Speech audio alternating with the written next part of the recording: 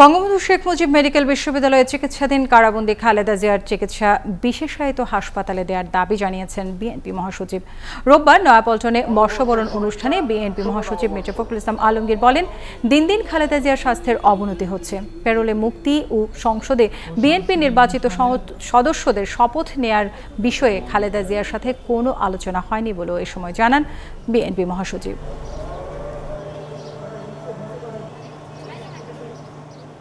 আমরা বারবারই যেটা বলেছিলাম যে তার আসলে স্পেশালাইজড ট্রিটমেন্ট দরকার, সেই ট্রিটমেন্টটা তার এখনও শুরু হয়েছে বলে আমাদের কাছে মনে হয়নি আর কি।